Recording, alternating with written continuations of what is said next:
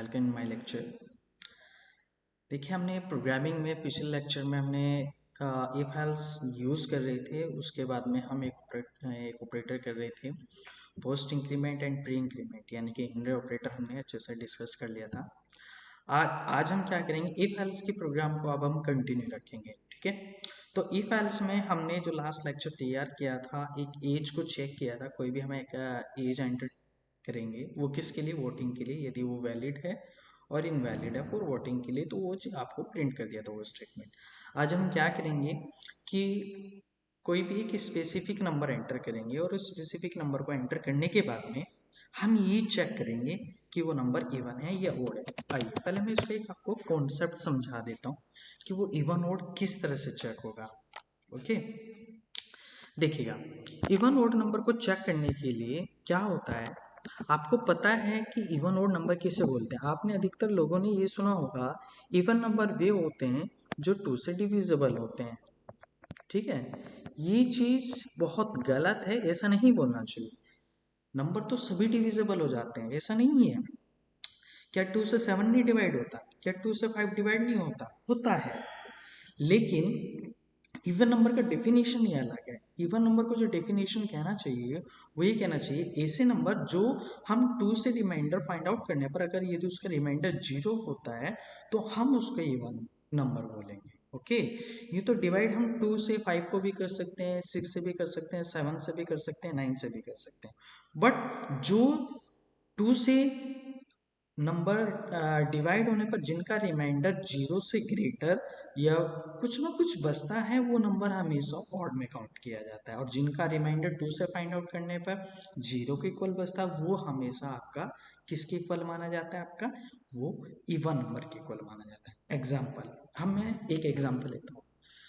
Suppose कीजिए मैंने एक नंबर 7 लिया, ठीक है, और 7 नंबर का अगर आप रिमाइंडर निकालेंगे तो कैसे निकालेंगे, देखिए आप इसका 2 से इस तरह से पहले डिविजिबल करेंगे। 2 3 जा आपका कितना हो गया, 6 हो गया। अगर आप यहाँ 7 में 6 माइनस करेंगे तो यहाँ पे क्या आएगा, 1। तो ये 1 क्या आया, आपका रिमाइंडर। तो ये अपने आप में एक ओड नंबर है, क्योंकि ये 1 के इक्वल या 1 से ग्रेटर भी हो सकता है। ठीक है ना। अगर मैं सपोज करो मैं एक नंबर ले लेता हूँ यहाँ पे 6, और 6 का अगर मैं 2 से रिमाइंडर निकालता हूँ, 2 3 जा 6, और 6 को अगर हम डिवाइड करेंगे तो अब देखिए इसका रिमाइंडर कितना आ गया, 0 आ चुका है। तो 0, ये 6 कौन सा नंबर माना जाएगा, ये 6 अपने आप में एक इवन नंबर माना जाएगा, और ये 7 अपने आप में एक ओड नंबर माना जाएगा। अगर आप यहाँ देख रहे हैं, यहाँ रिमाइंडर 1 आ रहा है 2 से डिवाइड करने पर, और यहाँ पे 2 को 6 से डिवाइड करने पर यहाँ रिमाइंडर आपका कितना आ रहा है, 0 आ रहा है।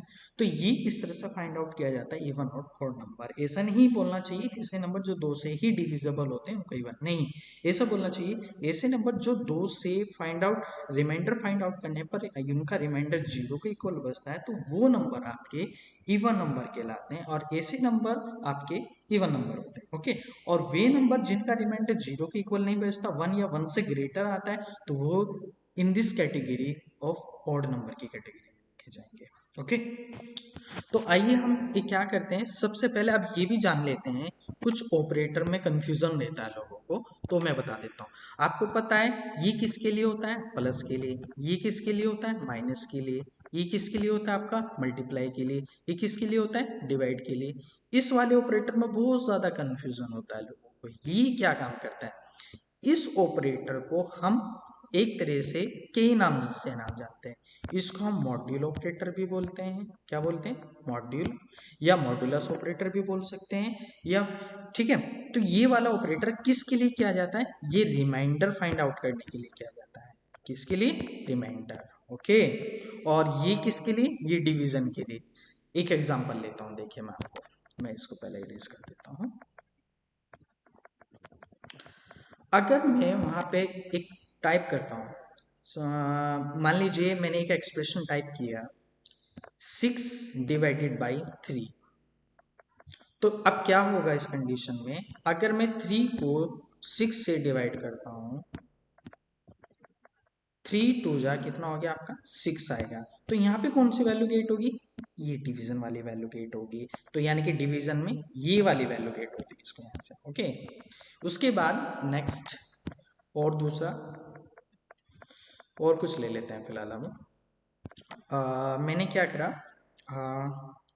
अगर मैं यहाँ पे टाइप करता हूँ 6 रिमाइंडर 2, 6 रिमाइंडर 2, तो यहाँ पे क्या गेट होने वाला है, अगर 2 को अगर आप 6 से फाइंड आउट करेंगे तो 2 3 जा, अगर आप यहाँ पे क्या करते हैं 6, तो यहाँ पे कितना आ गया आपका 0, तो ये वाली वैल्यू गेट होगी यहाँ पे इस वाले ऑपरेटर यानी कि मॉड्यूल ऑपरेटर में हमेशा रिमाइंडर गेट होता है, और डिवीजन में ये वाली वैल्यू गेट होगी, इस ऑपरेटर से ये वाली वैल्यू गेट होगी और इस ऑपरेटर से ये वाली वैल्यू गेट होगी। ओके, यहाँ तो हमने सीख लिया है मैनुअली, अब हम इसको कोड में कैसे बनाएंगे, आइए कोड में देखते हैं, कोड बनाते हैं अभी इसका।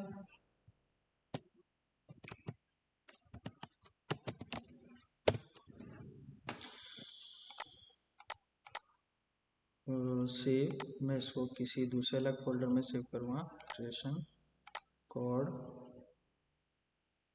यहाँ पे online study, selection statement, if statement, यहाँ पे दे दिया हमने example24.c।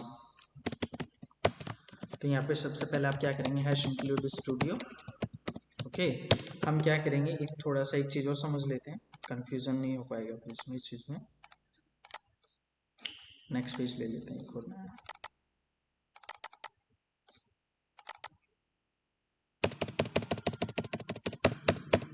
देखिए अब मैं क्या करता हूँ, इसके अंदर मैंने एक वेरिएबल ले लिया n, ओके, और n की वैल्यू मैंने असाइन कितना कर दिया 9, ओके। उसके बाद एक वेरिएबल ले लेता हूँ और r लेने पर मैं कर देता हूँ यहाँ पे n रिमाइंडर 2। अब इस कंडीशन में क्या होने वाला है, इस कंडीशन में ये होने वाला है कि जैसे आप यहाँ पे 9 का आप 2 से रिमाइंडर फाइंड आउट करेंगे तो 2 4 जा 8 आ जाएगा, और यहाँ पे रिमाइंडर कितना आएगा 1, तो ये 1 कहाँ पे गया, इस r के अंदर चला गया। ओके, तो यही अब मैं समझाने वाला था, तो मैंने क्या करा यहाँ पे void main, तो मैं नंबर यूजर से एंटर करा लेता हूँ, यूजर से मैंने यहाँ पे एक नंबर वेरिएबल ले लिया और एक यहाँ पे ले लिया मैंने आर वेरिएबल यानी कि रिमाइंडर। तो कंडीशन हम ये लगा सकते हैं, रिमाइंडर यदि आपका 0 के इक्वल आता है, यहाँ तो 1 आ रहा है रिमाइंडर, तो 0 के इक्वल आता है तो वो नंबर आपका ही 1 है। तो पहले हम यूजर से क्या करते हैं, एक नंबर एंटर करा लेते हैं, एंटर एनी नंबर, यहाँ पे जैसे मैंने नंबर एंटर करा लिया तो यहाँ पे स्कैन ऑफ लगेगा %d कोड, और यहाँ पे सॉरी यहाँ पे आ जाएगा आपका एम्परसेंट, और यहाँ पे आप नम वेरिएबल के अंदर वैल्यू स्टोर करेंगे। उसके बाद आप रिमाइंडर इक्वल्स टू नम रिमाइंडर यहाँ पे 2 फाइंड आउट करेंगे। उसके बाद आप यहाँ पे रिमाइंडर को चेक करेंगे, रिमाइंडर यदि आपके 0 के इक्वल आ जाता है तो प्रिंट ऑफ के अंदर वो मुझे क्या बताए, इवन नंबर, कौन सा इवन नंबर, वरना एल्स के अंदर प्रिंट ऑफ के अंदर यहाँ पे क्या बताया हमें, odd number.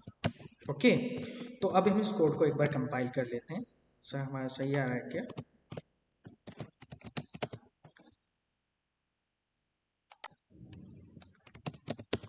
cd code cd online study,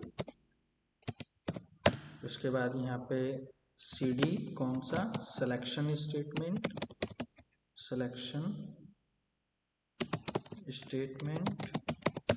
फिर cd हमारा आएगा इफ स्टेटमेंट, फिर यहाँ पे gcc, यहाँ पे आ जाएगा आपका example24.c।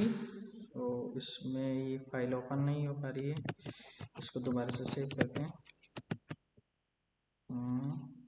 ये हमारा command prompt open, gcc example24.c।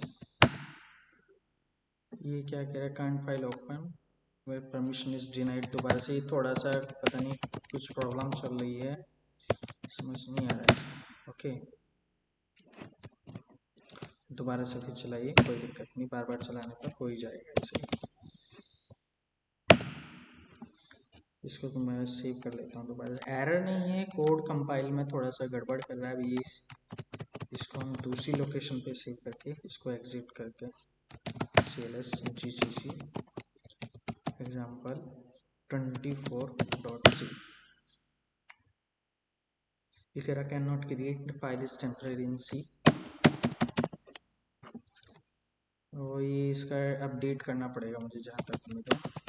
तो एग्जाम्पल 24.c ओके कंपाइल हो चुका है। ओके मेरा कोड सक्सेसफुल कंपाइल हो चुका है। अब ए प्रेस करके एंटर करेंगे। अब देखिए मैं नंबर एंटर कर देता हूँ, जैसे मैंने यहाँ पे 9 नंबर एंटर किया, तो आप ये कौन सा नंबर है आपका, ऑड नंबर है। फिर मैं ए प्रेस करता हूँ, मैं यहाँ पे 10 नंबर एंटर करता हूँ, तो 10 कौन सा नंबर है आपका, इवन नंबर है। अब ये काम कैसे कर रहा है मैं एक बार आपको इसको एक बार एक्सप्लेन कर देता हूँ। आइए मैं इसको एक बार एक्सप्लेन कर देता हूँ जिससे कि आपको समझने में दिक्कत ना रहे। ठीक है, तो अब ये काम कैसे कर रहा है, मैं एक बार इसको साइड में लगा दूं और ये मेरा सबलाइन गिरा, ये इधर आ जाए राइट साइड में और ये मेरा इधर आ जाए। हाँ ये से चाहता था। देखिए यहाँ पे आप अगर आप ध्यान से देख रहे हैं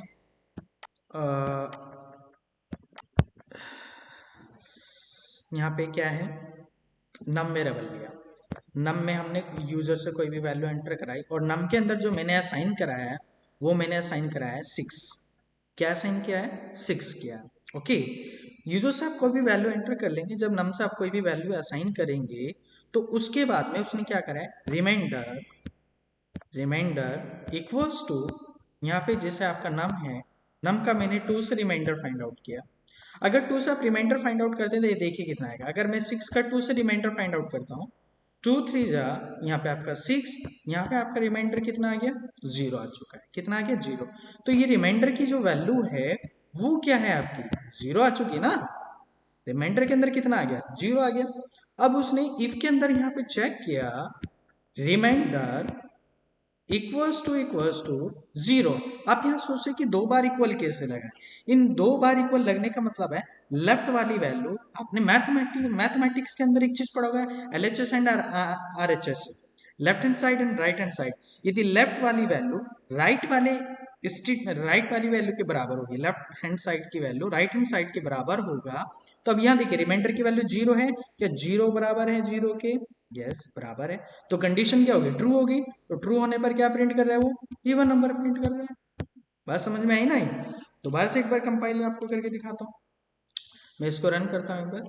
यहाँ पे ए प्रेस किया मैंने, यहाँ पे क्या एंटर नंबर किया 10, तो देखिए सॉरी क्या नंबर एंटर किया था मैंने यहाँ पे 6, तो मैं 6 नंबर एंटर करता हूँ ए, और यहाँ पे मैंने 6 एंटर किया तो यहाँ पे आ रहा है आपका इवन नंबर।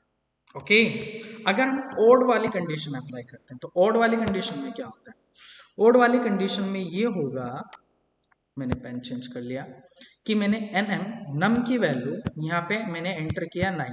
ओके और 9 होने पर मैंने क्या करा, रिमाइंडर निकाला, रिमाइंडर इक्वल्स टू क्या स्टेटमेंट लगेगा, नम रिमाइंडर 2। ओके जब नम रिमाइंडर 2 लगाएंगे तो 9 का अगर आप 2 से रिमाइंडर फाइंड आउट करेंगे, 2 4 जा आपका 8 आ गया है। ओके और रिमाइंडर कितना आ गया, 1 गेट हो चुका ना, तो रिमाइंडर की वैल्यू कितनी आ गई, 1 आ गया। तो अब हम इसको अगर इफ स्टेटमेंट से लगा के चेक करते हैं, क्या रिमाइंडर, मैं इसको शॉर्ट में लिख लेता हूं। अब यहाँ पे देखिए रिमाइंडर के पास कितना है, 1 है ना, क्या 1 बराबर है 0 के, नो। कंडीशन क्या होगी यहाँ पे, फॉल्स होगी। और मैंने आपको समझाया था कि इफ के अंदर यदि कोई भी स्टेटमेंट फॉल्स हो जाता है उस स्टेटमेंट को एग्जीक्यूट नहीं करता है। ओके यदि आपको ये चीज समझ नहीं आ रही तो मेरे से पिछले इफ स्टेटमेंट के आप जो सिलेक्शन स्टेटमेंट मैंने बनाया है उसको आप प्ले लिस्ट में जाके एक्सेस कीजिएगा। तो क्या प्रिंट होगा, तो ये तो नहीं होगा, इवन तो प्रिंट नहीं होगा, फिर वो कहाँ जाएगा, एल्स वाले पार्ट में जाएगा। किस वाले, एल्स में। फिर एल्स में जाके प्रिंट में मैंने क्या लिखा हुआ है वहां पे, ओड नंबर, तो वो क्या रीड कर लेगा, फिर ओड आ जाएगा, क्या आ जाएगा आपका, ओड नंबर आ जाएगा। ठीक है आप इसको ऐसा भी चाहते हैं, इसको थोड़ा सा और इनहेंस कर सकते हैं। ठीक है अब यहाँ पे देखिए, यहाँ तो केवल क्या चीज आ रहा है, मैंने रन किया और यहाँ पे 9 एंटर किया तो ऑड नंबर है, तो मैं कहना चाहता हूँ 9 इज ए ऑड नंबर, इस तरह से आना चाहिए। तो आप एक काम कर लीजिएगा ना, यहाँ पे %d इज लगा के, %d से आपको पता है क्या है, वो वैल्यू प्रिंट हो जाएगी। किस वैल्यू को प्रिंट करे, जो मैं नम की वैल्यू एंटर कर रहा हूँ, तो यहाँ पे नम आ जाएगी। इसी सेम इसके अंदर %d इज, और यहाँ पे भी क्या आ जाए आपका, नम आ जाए। तो अब क्या होगा, %d से जो नंबर आप एंटर कर रहे होंगे वो नंबर प्रिंट होगा, और फिर बाद का जो आपने मैसेज दिया उसके साथ वो भी आ जाएगा। तो इसको पहले कंट्रोल एस से सेव करेंगे, फिर यहाँ पे gcc example24.c, दोबारा से फिर वही गड़बड़ आ गई है, इसको बार बार कंपाइल करना हो गया। देखिए मैंने अगर 9 एंटर किया तो 9 इज ए ओड नंबर, फिर मैं इसको रन करता हूँ और फिर मैंने यहाँ पे एंटर किया कौन सा 6, 6 is a even number. Okay, मुझे उम्मीद है आपको ये कोड बहुत अच्छे से समझ में आ गया होगा। यदि आप इसको और अच्छा करना चाहते हो तो प्लीज़ आप इसको नोटबुक पे प्रैक्टिस कीजिएगा, ठीक है, इसको नोटबुक में नोट करके फिर आप इसको अपने लैपटॉप पे या सिस्टम पे ट्राई कीजिएगा, तब और अच्छे से आएगा। और आप ज़्यादा से ज़्यादा इफ एल्स का स्टेटमेंट आप एग्जाम्पल तैयार कीजिएगा, जिससे कि आपका ये वाला आपका टॉपिक क्लियर हो जाए। ओके बस, यदि आपको मेरा वीडियो अच्छा लगा है तो प्लीज़ इसको ज़्यादा से ज़्यादा लाइक कीजिएगा, ज़्यादा से ज़्यादा शेयर कीजिएगा। ओके, यदि आप न्यू यूज़र हैं तो प्लीज़ आप मेरे चैनल को सब्सक्राइब कीजिएगा, जिससे कि आने वाली वीडियो आपको नोटिफिकेशन मिलती रहेगी। ओके, यदि आपको कोई डाउट है तो प्लीज़ आप मुझे कमेंट भी कर सकते हैं और कॉन्टैक्ट भी कर सकते हैं। ओके बस, thank you so much, bye.